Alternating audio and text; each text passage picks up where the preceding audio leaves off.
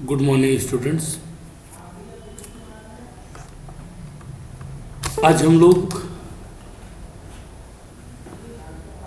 Function PHP के functions के examples देखेंगे। क्योंकि लास्ट क्लास में हम लोगों ने देखा था कि पीएचपी में फंक्शंस कैसे क्रिएट किए जाते हैं और पीएचपी फंक्शंस के छोटे छोटे कुछ एग्जाम्पल्स भी हम लोगों ने देखे थे। आज हम कुछ और एग्जाम्पल देखने जा रहे हैं। क्योंकि जब मैं आपको स्कोप ऑफ वेरिएबल्स पढ़ा रहा था तो मैंने 3 टाइप्स के वेरिएबल के स्कोप आपको बताए थे। पहला लोकल वेरिएबल, दूसरा ग्लोबल वेरिएबल और तीसरा स्टैटिक वेरिएबल। तो आज हम, चूंकि फिर मैंने आपसे ये भी कहा था कि जब मैं फंक्शन पढ़ाऊंगा तो इनके एग्जाम्पल्स जरूर आपके साथ में शेयर करूंगा। तो आइए आज हम देखते हैं कि किस तरह से हम स्कोप ऑफ वेरिएबल्स को फंक्शंस के साथ मैनिपुलेट करते हैं या कैसे कर सकते हैं। तो सबसे पहला है लोकल वेरिएबल और लोकल वेरिएबल 2। तो 2 लोकल वेरिएबल्स के, एक में हम लोकल वेरिएबल्स के स्कोप को देखेंगे कि किस तरह से लोकल वेरिएबल का स्कोप कार्य करता है, और दूसरे में हम देखेंगे कि वही लोकल वेरिएबल दूसरे कॉन्सेप्ट में कार्य नहीं करता है। ओके, तो आइए चलते हैं। तो सबसे पहले हम लोग जैम्प सर्वर है हमारा, तो जैम्प सर्वर को स्टार्ट करते हैं।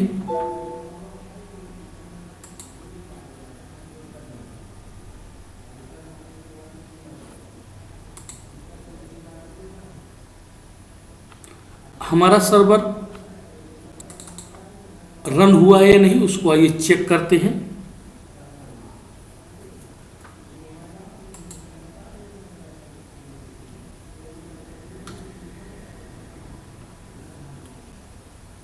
ये हमारा सर्वर रन हो गया है और आप देख पा रहे होंगे योर प्रोजेक्ट में पीएचपी प्रोग्राम नाम का, चूंकि हमारा पहले से फोल्डर बना हुआ है तो ये फोल्डर यहाँ पर है, तो हमें बार बार फोल्डर बनाने की आवश्यकता नहीं है। हम सिर्फ क्या करेंगे, सी ड्राइव पे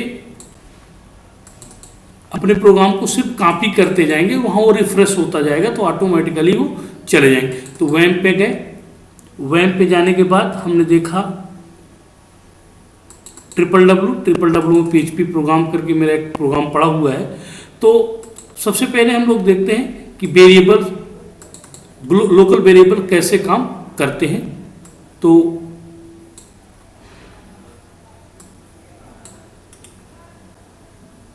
लोकल वेरिएबल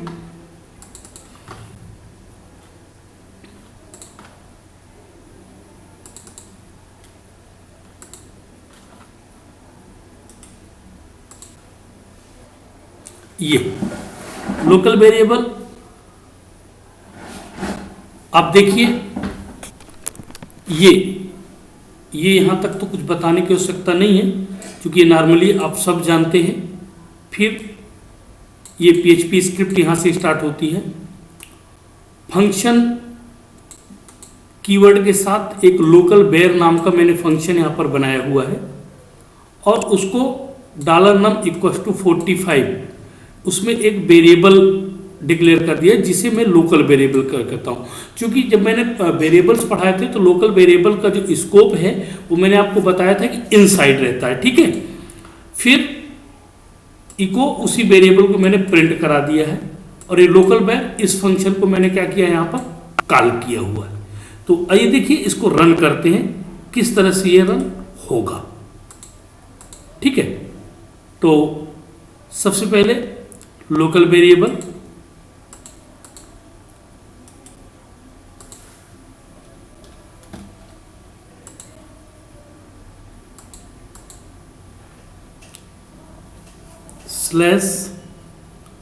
/php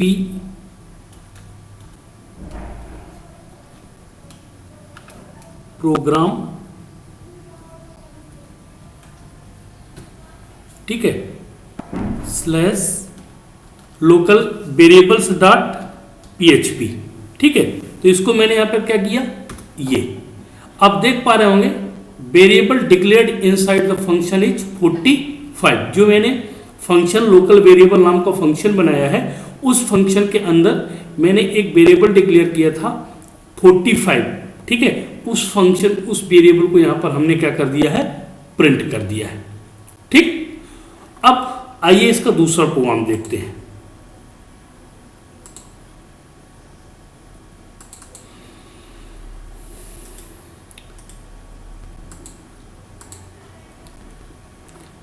ये एक फंक्शन कीवर्ड्स माई टेस्ट, फिर लैंग PHP, लैंग नाम का एक वेरिएबल बनाया है, उसकी वैल्यू मैंने क्या दे दिया है, PHP दे दिया है।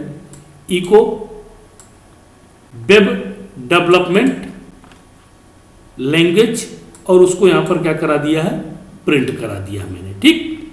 फिर माई टेस्ट को मैंने यहां पर कॉल किया हुआ है, और उसी वेरिएबल को मैंने क्या किया है, आउटसाइड द फंक्शन कॉल किया है। इनसाइड द फंक्शन डिक्लेयर है, आउटसाइड द फंक्शन कॉल किया हुआ। तो डेफिनेटली क्या देगा, ये एरर देगा, क्योंकि लोकल वेरिएबल का कॉन्सेप्ट होता है कि आप उसके वेरिएबल का स्कोप इस कर्ली ब्रेसेस से इस कर्ली ब्रेसेस तक ही रख सकते हैं। इसके बाहर आप जैसे जाएंगे वैसे वो एरर मैसेज जनरेट करेगा। तो आइए देखिए, इस प्रोग्राम को रन करते हैं।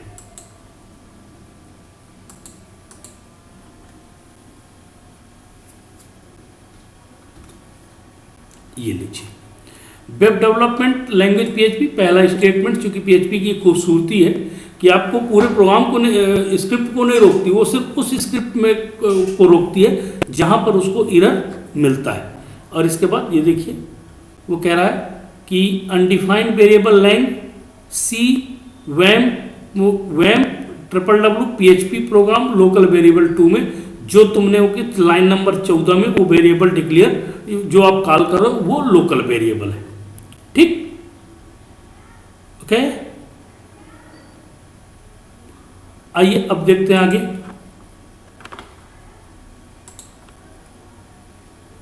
अब हम दो ग्लोबल वेरिएबल के देखेंगे प्रोग्राम। एक कि ग्लोबल वेरिएबल को डिक्लेयर करके हम एक्सेस कर सकते हैं, दूसरा ग्लोबल वेरिएबल को कहां एक्सेस या किस तरह से एक्सेस नहीं कर सकते हैं, ठीक है।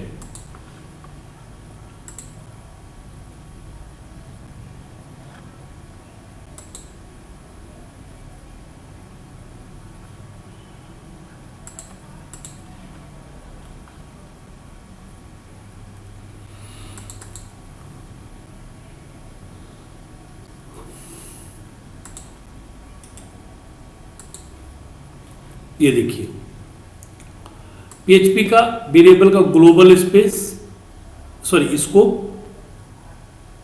PHP स्क्रिप्ट नेम, एक वैल्यू दे दिया हमने रिसेप्शन, एक ग्लोबल वेरिएबल डिक्लेयर हो गया। फंक्शन के बाहर जो भी वेरिएबल डिक्लेयर होगा वो ग्लोबल होगा। फंक्शन कीवर्ड का यहाँ पे यूज किया और ग्लोबल वेर नाम से एक फंक्शन बना दिया।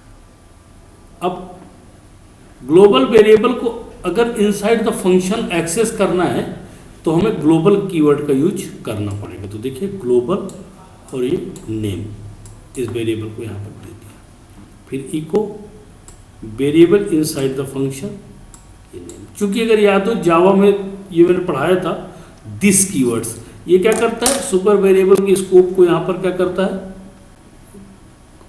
स्कैप कर देता है। इसलिए हमें सुपर वेरिएबल के सुपर वेरिएबल ग्लोबल वेरिएबल था, लोकल वेरिएबल, उसी तरह यहाँ पर ग्लोबल कीवर्ड्स का यूज करते हैं। और ग्लोबल वेर फंक्शन कॉल किया और echo variable outside the function name, इसको हमने कॉल कर लिया, ठीक है। आइए देखिए,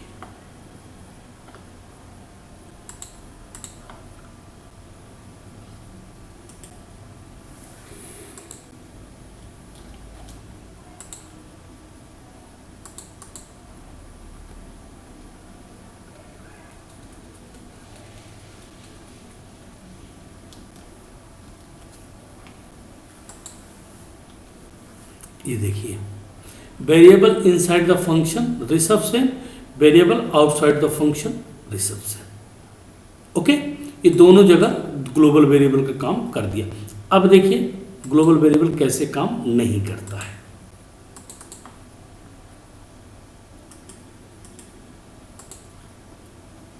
ठीक, नेम शिवांगी सेन, ये भी ग्लोबल वेरिएबल है। Function global variable, echo variable inside the function name. देखिए यहां पर मैंने क्या किया है, ये जिस तरह से इसमें ग्लोबल लगाया था ना, ठीक है, वो मैंने यहां पर नहीं किया हुआ। ये ग्लोबल नेम मैंने यहां पे लगाया था, इस प्रोग्राम में मैं ऐसा कुछ नहीं कर रहा हूं। ओके, फिर ग्लोबल वेर, इसको मैंने यहां पर क्या कर लिया, कॉल कर दिया।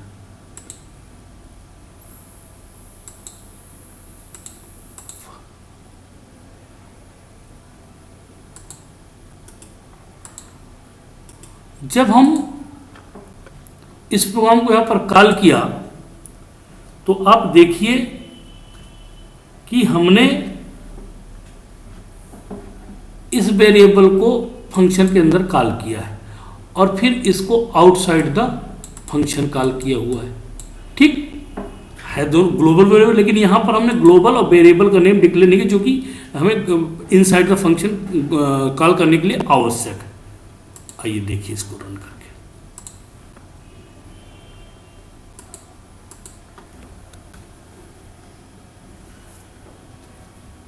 ये देखिए, पहले केस में क्या हुआ, वेरिएबल इनसाइड द फंक्शन कह रहा है अनडिफाइंड वेरिएबल नेम, कह रहा है इस नाम का कोई वेरिएबल है ही नहीं है, और जबकि variable outside the function Shivangi Sen को उसने प्रिंट कर दिया।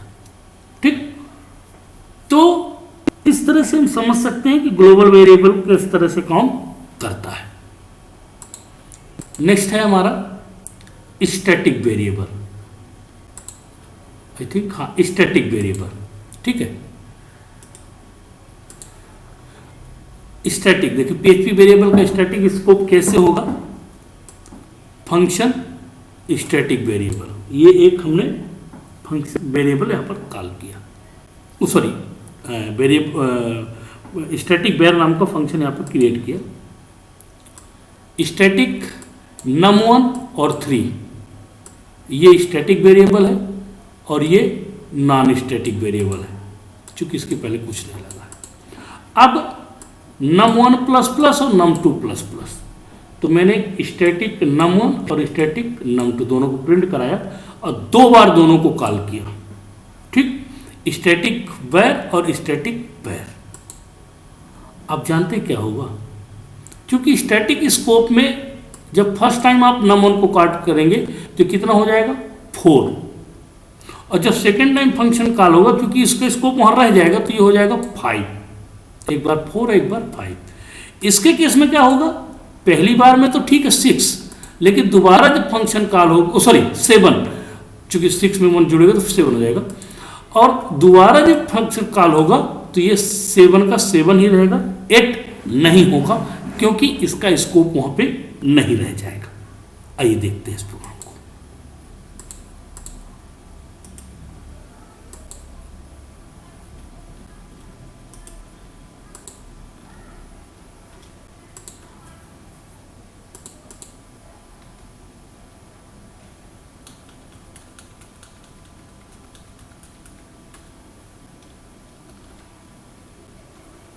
ये देखिए, स्टैटिक फर्स्ट टाइम 4 है और सेकंड टाइम स्टैटिक 5 है। नॉन स्टैटिक पहली बार में 7 है, दूसरी बार में भी वो 7 ही है। उसका रीजन मैंने बता दिया, चूंकि ये स्टैटिक वेरिएबल है और स्टैटिक वेरिएबल का उसी सेम उसमें रह जाता है स्कोप, जबकि नॉन स्टैटिक वेरिएबल का स्कोप नहीं रह जाता।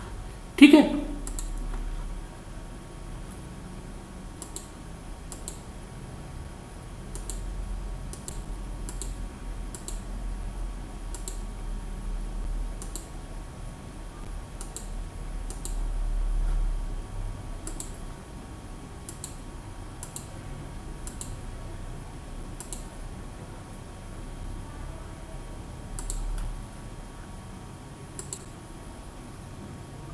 अब हम PHP के पैरामीटराइज्ड फंक्शन देखते हैं। एक बार स्टैटिक के साथ देखेंगे, मीन्स x और y दो वैल्यू होंगी, ऐड और सब नाम के दो फंक्शन होंगे। तो ये स्टैटिक टाइप में होंगे, क्योंकि वैल्यू हम यहीं पे पास करेंगे। जबकि सेकेंड टाइम क्या होगा, हम एडिशन और सब्ट्रैक्शन विथ डायनेमिक नंबर, मतलब एक फंक्शन के थ्रू, सॉरी फॉर्म इनपुट, हम वैल्यू को क्या कराएंगे, इनपुट कराएंगे। तो हमको ये भी पता चल जाएगा PHP में इनपुट कैसे होता है, और फंक्शन वही रहेंगे, ऐड और सब। ठीक, आइए देखते हैं दोनों प्रोग्राम को।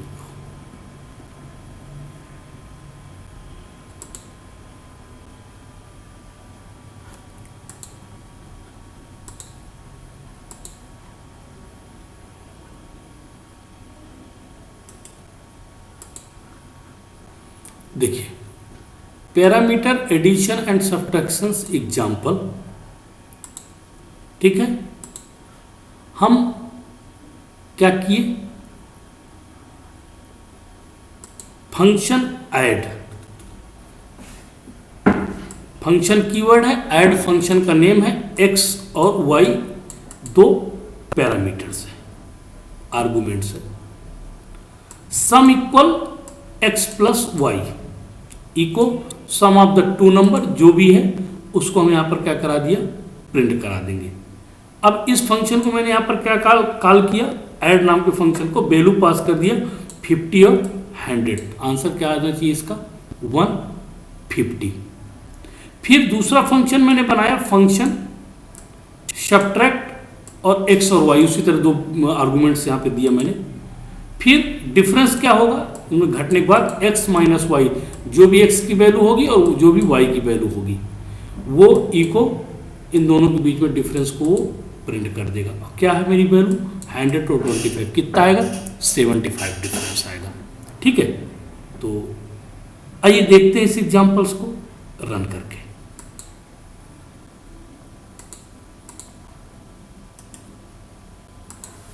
ये स्टैटिक टाइप में है, वैल्यू मैंने कांस्टेंट दी हुई है। ठीक है,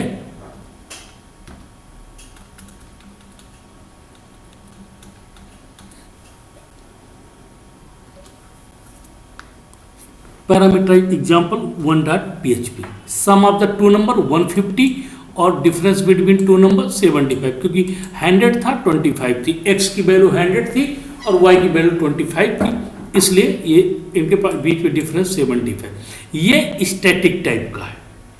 अब हम जो अगला प्रोग्राम देखने जा रहे हैं वो अब हम डायनेमिक देख रहे हैं। डायनेमिक मतलब हम वैल्यू इंटर करेंगे और इंटर करने के बाद वो वैल्यू को क्या करेगा, प्रिंट करेगा। ठीक है, तो आइए देखते हैं दूसरा प्रोग्राम भी।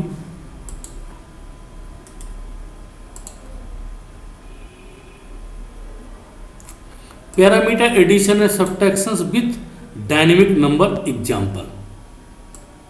ठीक है, add function with two parameters, तो फंक्शन कीवर्ड है, ऐड फंक्शन का नेम है, और x और y दो पैरामीटर है। ठीक, फिर सम x प्लस y, ठीक है, इको सम हमने उसको प्रिंट करा दिया। ठीक है, इसके बाद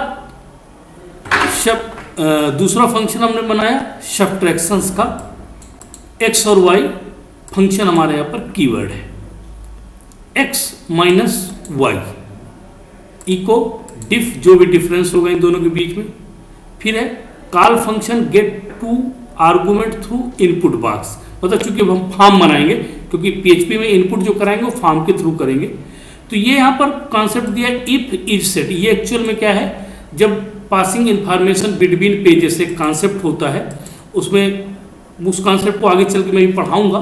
चूंकि इनपुट की हमको आवश्यकता है, इसलिए मैं यहाँ पर इसको रख दिया हूँ। तो पोस्ट, ये अरे वेरिएबल और ऐड, चूंकि जो वैल्यू ऐड अपन उसका नाम दिए हुए, ठीक है। फिर ऐड फंक्शन को हमने कॉल किया यहाँ पर, ऐड पोस्ट फर्स्ट, पहली वैल्यू का नाम हमने फर्स्ट दिया, दूसरी वैल्यू का नाम हमने सेकंड दिया। इफ इज सेट पोस्ट सब सब्ट्रैक्ट, एक एडिशन के लिए एक सब्ट्रैक्शन के लिए, call add subtract post first और सेकंड। अब आप देखिए इनको ऐड सब फर्स्ट और सेकंड में मिला कहाँ से है, इंटर फर्स्ट नंबर, फॉर्म है, मेथड पोस्ट है, ये नंबर, ये नाम है फर्स्ट, इसको वहाँ यूज किया। फिर ये दूसरी वैल्यू के लिए इसको उसने यहाँ पर यूज किया, ठीक है। और फिर इनपुट सबमिट, ये ऐड, ये यहाँ पर ऐड यूज किया एडिशन के लिए, और सब यूज किया उसने सब्ट्रैक्शंस के लिए, ठीक। फॉर्म क्लोज, बॉडी क्लोज और HTML क्लोज। तो आइए इस प्रोग्राम को रन करके देखते हैं। ये डायनेमिक टाइप पे है।